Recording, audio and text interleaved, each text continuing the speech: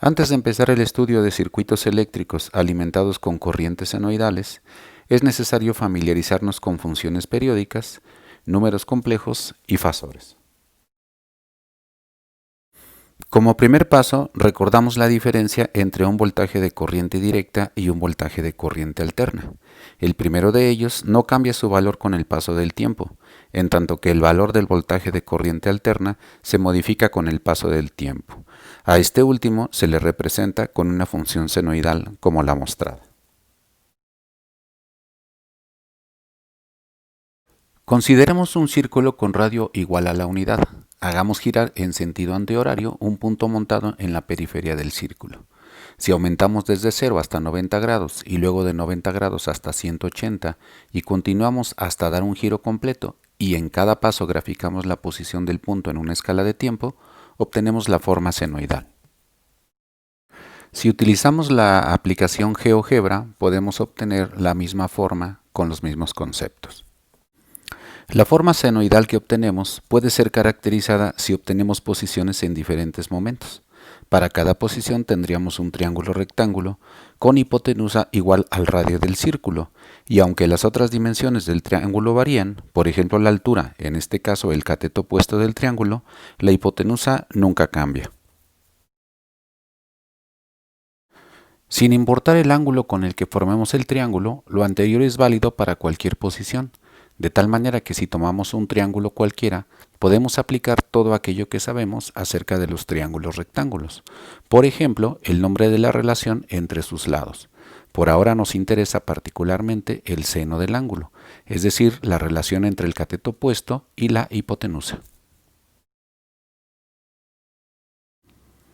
Ahora debe resultarnos mucho más sencillo entender la formación de una señal senoidal e intentar caracterizarla para propósitos de análisis de circuitos eléctricos. Primero acotamos el tiempo que se demora en completar un círculo completo y le denominamos periodo. Después notamos que en la parte superior alcanza una amplitud máxima y en la parte inferior la misma amplitud pero negativa. Generalizamos la amplitud a un valor A y como argumento de la función seno un ángulo cualquiera.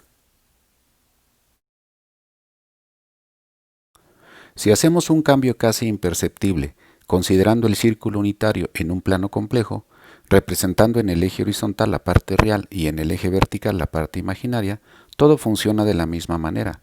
Las funciones trigonométricas son igualmente ciertas.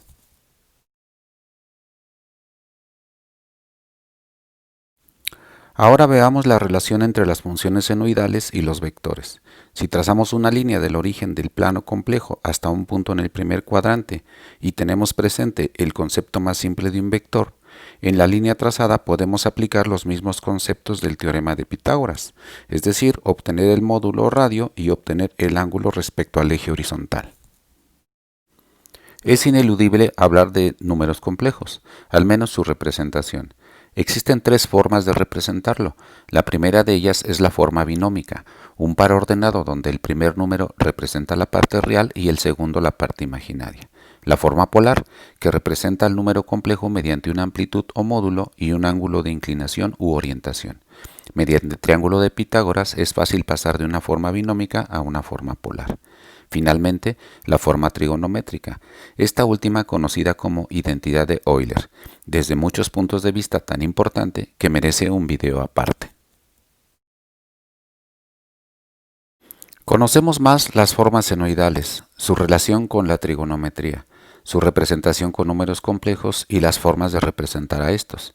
Ahora decimos que si un número complejo representa una cantidad eléctrica como corriente o voltaje alterno, incluso impedancia, se le denomina fasor.